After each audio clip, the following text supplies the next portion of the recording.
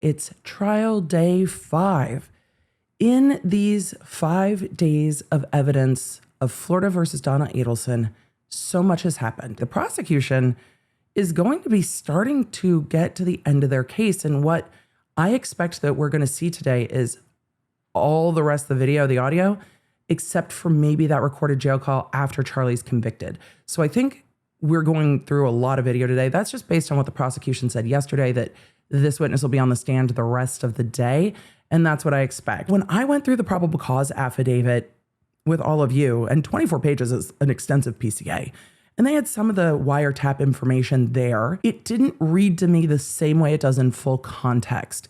Because reading it, I was like, is Donna trying to pick up on what Charlie's putting down, or what's going on? And then going through the whole thing, those calls after the bump bump, who's in charge of that conversation? It's not Charlie, in my opinion. I think those calls are critical for the jury. Remember, Donna Adelson's being charged with murder, conspiracy to commit murder, and solicitation of murder. Did she conspire with anyone who was part of the conspiracy to commit this murder? And were there overt acts? Bringing the money is an overt act.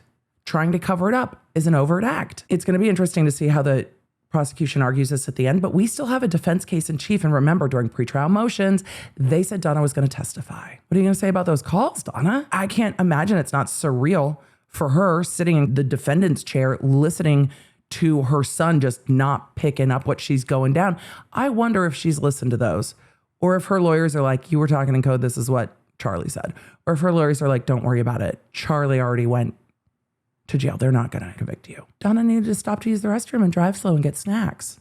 That's what her attorney argued. We will see. So for all of you that are new to the Law Nerd app, thank you. You guys have been getting your notifications. You've been loving the case briefs if you can't make all day of trial. So huge thank you to Team Baker for getting those case briefs out. Everybody is working during stream, after stream. Trial days are busy days, but you know what? Trial days with the Law Nerds are the best. We should go to court. Half this transcript is going to say unintelligible. This is the clarified version with how loud the restaurant is. It starts with Charlie Adelson saying, quote, if they had any evidence, we would have already gone to the airport. The problem is, even if they bug this, even if they bug your home, nobody is going unintelligible.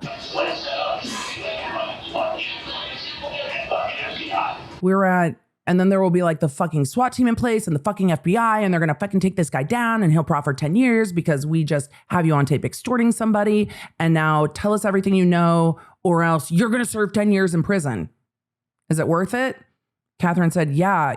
And Charlie said, okay, next thing you know, this person is singing. As soon as they have him, he starts calling your name out. Oh, my parents are going to have to say, yeah.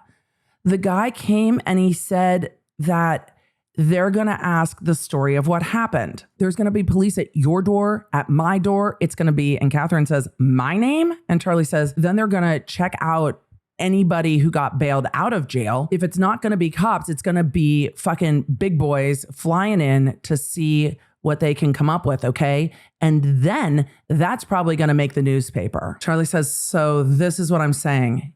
If you're blackmailing somebody who potentially had the ability to get something like this done, you've got a fucking set of balls. Oh, he is saying put some respect on my name. Next, I think we have a bump letter. What is the bump letter? It was a letter that we had mailed to the Adelson residence at the Icon. It's reportedly from the undercover agent. Can you read what the letter said? Yes. We want to It says, see. my phone is not ringing, so you don't care about Tato and what he did for you. He knows he is fucked, and soon so will you. So here he's saying she called the number. She being Catherine Magbanua. Did Magbanua call the number? No, she didn't. And they're saying, well, the number was called, but nobody picked up. Would the FBI have seen if that was the case? We would have. And that didn't happen. It did not happen. So Garcia said he called the number. Katie's saying she called the number. Charlie's telling Donna that Katie called the number, but nobody called the number. That's correct. We had the undercover call the Adelson Institute and asked for Mrs. Donna Adelson. All right. And what time of day was that? It was 9:22 a.m. on the 28th. Good morning. Thank you for calling Mr. Adelson's office. This is Erica. Can I help you? Yes, good morning. May I speak to Mrs. Donna Adelson? May I let her know who's calling? Sammy? Sammy from... I met her last week. I met her last week. Paperwork. You met her last week and you gave her some paperwork regarding... Oh, she knows what it's about. It's important paperwork. Oh, okay. And your name is Sammy? Yes. Do you have another phone number you can be reached? My number is 305 712 6570. Okay, so she's not available right now, but I can have her maybe give you a call back. Okay, just tell her it's very important. I need to find out immediately what she thinks about the paperwork. Okay. I certainly will. I met her last week. Yes, thank you so much. All right. Have a good day. All right, you too. Okay. Find out who the fuck it is. Because the other phone calls will be the FBI. I'm telling you. Well, I'm telling you, and then when they do catch the Yes, Charlie, call the FBI. person, they're going to be asking him lots of questions about who Katie is. We already spoke about this. It's like not even like a fucking joke anymore. Because It's not a fucking Look at what he's trying to do. The next call is going to be the FBI, and they're going to be asking a lot of questions about who Katie is. Katie's like, I'm going to call the FBI. They're going to get this guy, and you're going to go down. hero. Katie. It's not. He sounds freaked out. And it's like, Okay, so you have to Katie. Take it through. Find out who the fuck it is. That's all I'm asking. It's been a very busy, wiretappy kind of a day. The FBI was tippy-tapping on the wires, and we have heard an alphabet and a half full of calls, voicemails, and of course, Dolce Vida. I just have to wonder, after listening to these calls, if Katie got arrested in May 2016 after all these wires, and Garcia got arrested in May after these wires. I wonder what was going on the wires with Charlie and Donna after those arrests went down. The interesting part of the day, one, is to hear Donna talking to Charlie, Charlie talking to Katie, Katie talking to or fighting with Sigfredo Garcia, Katie reporting back to Charlie what Garcia said, Charlie reporting back to Donna what Katie said, and each single time, Donna to Charlie, Charlie to Katie, Katie to Garcia, back to Katie, back to Charlie, back to Donna. And they are just playing those games of telephone all the way back. So when the prosecution talked about this case like train cars that didn't move, they all stayed in order, you can see these calls going back and forth at the speed of light because Charlie cannot get off the phone. And Charlie's talking about how there were so many mistakes while he is talking on the wiretapped line over and over and over again because he is just freaking out in all of this.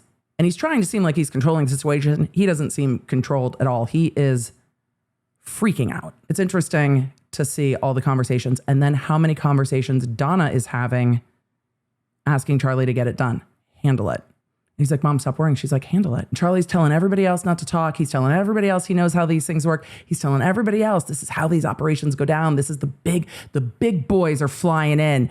You know, I'll go to the FBI and then they'll go arrest the person who's blackmailing us. And then they'll be asking about you, Katie. You had it figured out there, except the lines were wiretapped. So it's been an interesting and illuminating morning. I did not watch Charlie's trial, but that might have to happen because the wiretaps are incredibly interesting. This was a very fortuitous FBI operation. And I keep thinking in all of this, with how this case came together, this was not an easy case to solve because on all the video, they did not get a license plate on the Prius that went fleeing from Dan Markel's home after the murder. And when they did all the tower dumps, they were trying to find any connection at all.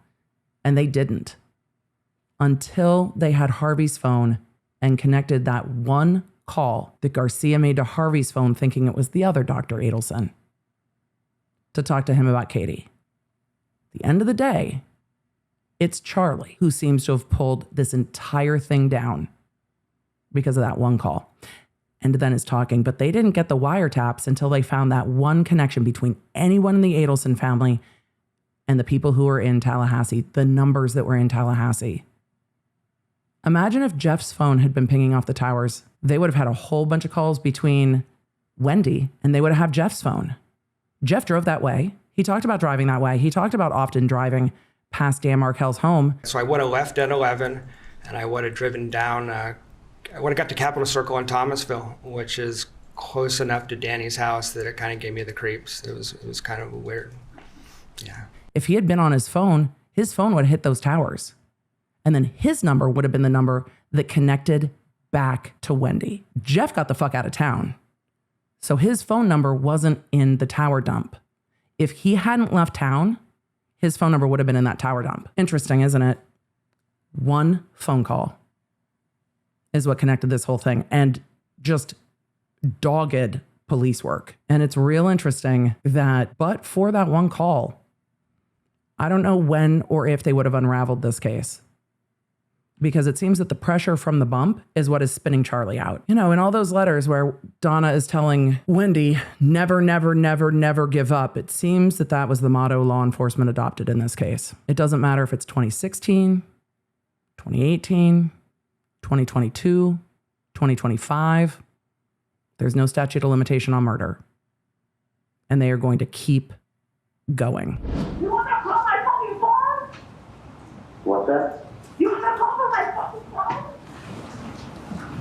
Yeah, I can care less where you call from. I'm just saying. Exactly. Oh my God, bro. All I'm saying is, don't And do the it. number's been called 100 times. Okay, call over. If you go ahead. No. You go ahead and you fucking find a fucking phone and you call. And find out what the fuck is going on. If they pick up. Because they're obviously it's not a working number. You find another phone and you will call. Whoever set up this bullshit is, if somebody's trying to fish for fucking some shit and just fucking throwing out names or whatever. Somebody fucking listening to everything. Does Charlie call the undercover? Yes, he does. Okay. He does. On what date? This is the first call to the undercover, right? This is the first call to the undercover on 4/28 of 16. Someone by Sandy call. Yeah, that's me, man. All right, what's going on? Well, what's going on is my brother Tato. Okay, my brother Tato has not been taken care of. His family's not been taken Tatos care Rivera. of. I talked to Thankless Tato. Why are you calling me? Who are you? I gave the number to a lady. I don't know the topic. Who are you? He asked. You know Tato? I'm not really know Katie. It's Vida. They've been taken care of since family's problem was taken care of up north. I don't know. I was You don't? Well, Look at what the FBI says to Charlie. You know Katie and Tuto? They've been taken care of since the family problem has been taken care of up north. Charlie doesn't say, I don't know what you're talking about. Charlie says, I don't know who you are. Let me look at no more fucking around, man. No more fucking around. This ain't going away. That's what you guys need to do the right thing for Tato. That's my brother, man.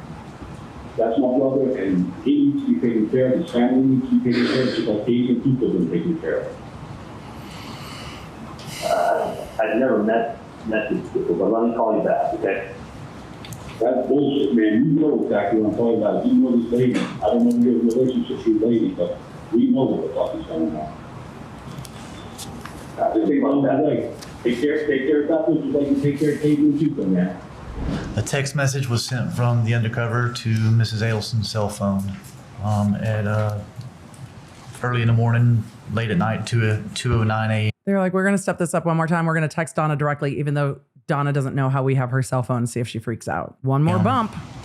What's the content of the message that was sent? So the text read, so you don't take me serious. You think I'm playing. You have some puta call me to see if I'm for real. If you think what Katie, baby daddy did for you can't come back, you're fucking crazy. I want the There's actually, I believe, a dollar sign there. Now, The or I'm money. going, sorry, or I'm going after the 100K exclamation point. The 100K is the. Are there a few calls reward on the generated case? by that particular bump? Yes, there was. Hello? This is Mrs. Adelson. Is this, Sammy? Sammy. Okay, my grandchildren had my phone before, so, Senor Adelson? I'm Mrs. Adelson. My- Yes. My grandchildren Yes. had my phone before, so that's, and I just saw that you called. You've been on your phone a lot. Okay. You left a message on my voicemail. Right, I did. No. This is my problem. You approached me on Alton Road. You handed me an article from the newspaper about my ex-son-in-law. You told me I need to call you and help your friend who is in prison. Now, at the time you did that, I didn't understand what you were talking about. I didn't call you back. Then you mail me a threatening letter. Then you send me a text message to my phone that says I'm not taking you seriously. You knew exactly what he was talking about, though, because that's what you said to Charlie. So I am taking you seriously. And I really want you to listen to me. She's fighting not to nod I along. have to tell you, I mean, this is important. I have been so stressed out. I have spoken to 10 or 12 people who are close friends of mine, telling them about this and basically No, you picking their haven't. brains and asking them what I should do because I don't know your friend who is in jail. You're just I don't- lying? You mentioned a name. I don't even know his name. I never spoke to him. I don't know what he looks like. I've never met him. I'm sorry your friend's in jail, but I don't know what that has to do with me. You know exactly what it has to do with. You know what Ding, ding, exactly ding. Also, did you catch what Donna was doing there? Not only is she trying to play like, my grandchildren have my phone, I'm just a sweet woman. She also was playing, I've spoken to 10 to 12 close friends about this. People know. Just like I told you that day, we know that your family had a problem up north. We know that problem was taken care of about 1.5 years, 2 years ago. And we know that Katie Not now. and has been taken care of. Now my brother in jail, we were in Broward together. He told me the whole thing, and he hasn't been taken care of. You know. Now, all that's being asked for is 5K. That's all we're asking for is just 5K. And he told me everything, and I know everything. I know who's involved. I know everything, and I'll get the 100K for myself. And you know, All I ask is to send the 5K. Everybody knows what's going on. I don't, you're saying everyone knows. I know I lost my ex-son-in-law. I did not have anything to do with it. That's why I said, ask him what. That's what my brother Tato told me. He told me everything when we were in jail. He told me everything and who was involved. I know everything. Well, I don't. That's the problem. I'm telling you, it's not me. It's not me. Let me ask you a question. Any more nonsense from the patient? They're not talking about Yeah, patience. that's why, those things always get aggravating. That's why I feel that bothers me. Aggravating. Was it bad? Oh, no, and I did, I loaded that new app too. You'll have to show it to you. I think you'll really be interested.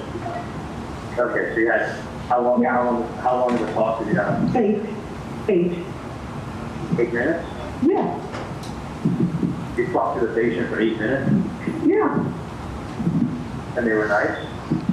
Well, not really. No. Did they But you tell them. let me ask you a question. Did they give any threats or anything, or? No. That's interesting.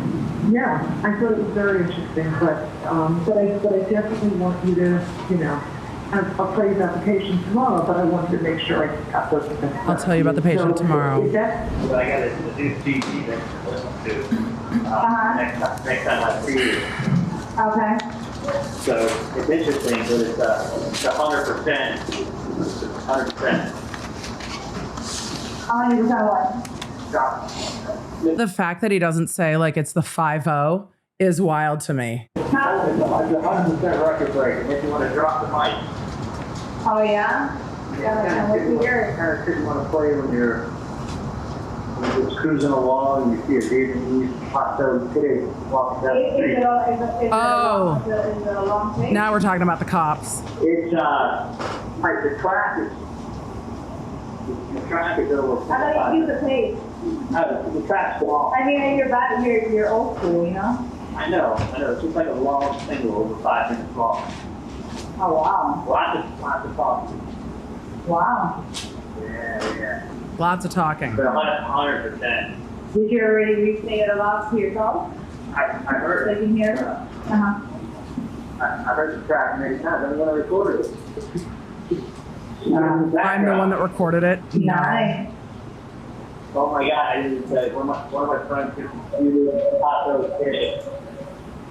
He thinks he's slick now. Hot belly pig. Hot belly pig? Yeah, you know what a pig is? Are you serious? Yeah. Jesus fucking Christ, Charlie. Now you think you're going to play with the cops? I have the cutest hot dog pig. So anyway, That's not good. I know. I like dogs. Not big. We've heard.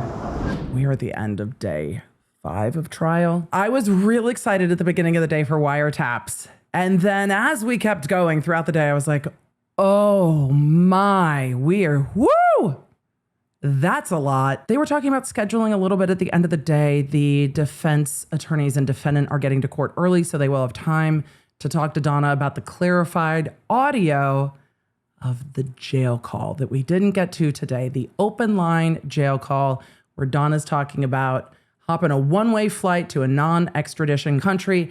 And that's the next area that the prosecution wants to get into with the witness. So tomorrow, that call, when we get to the end of all of these calls, a huge part of the calls are their behavior, how they respond to things, and also what they say, but also who calls who. The bump operation worked very well, and they kept pushing and pushing and pushing until we got to the very end where they figured out that they had made the feds. And then the bump being, not super threatening. He was firm, but he wasn't like, I'll be at your house when you come outside.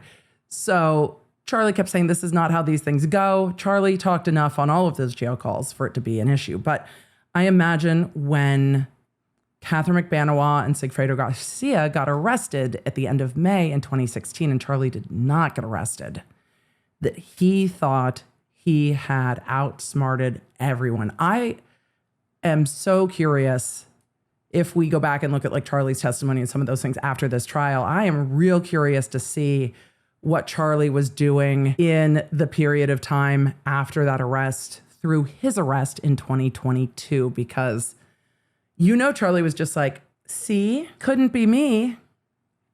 And then they got that clarified audio and came right after him. And then I think he still thought that he wasn't going to go down. I think he still thought that when he got to trial, he could just explain it to everybody and they would surely see that he just didn't know. He doesn't know tuto and tato, and he has no idea about any of this. The jury was barely out 3 hours. Charlie got convicted for murder, solicitation to commit murder, and conspiracy to commit murder, and is spending the rest of his life in prison. So I think Charlie really read some of that situation correctly, but just couldn't help himself. We'll see how the jury goes with Donna, because Donna was talking in code back to Charlie.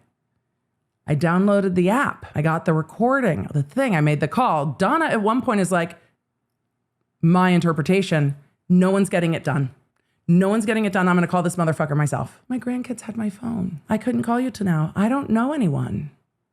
I'm out of the loop. Problem is, people don't really understand conspiracy all that well. So tomorrow we will see a lot more, but it was a long day. Donna was in on wanting to know every single thing that was going on. And Donna wanted those blackmails taken care of by someone else. And then finally, she called the blackmailer to do it herself. And you know what? Honestly, guys, it's what blew up the wiretap, isn't it? Because once Donna had that conversation and got it recorded and played it for Charlie, they were all just like, yeah, that's got to be a cop. And you know what? There were times when you're like, it kind of sounds like a cop. So actually, Donna kind of got it done. Interesting that she was the one that got it fixed. That was a very long day of trial. Very, very interesting calls. Tomorrow, jail calls. Thanks for joining me. If you enjoyed this episode and don't want to miss updates on your favorite cases, you're going to need the LawNerd app at lawnerd.app.com. That way you can stay in the loop on the cases that matter most to you, and you never know when you're going to catch feelings for a new case. So make sure you get it for free on iOS and Android. Thank you for being here, and thank you for being a Law Nerd.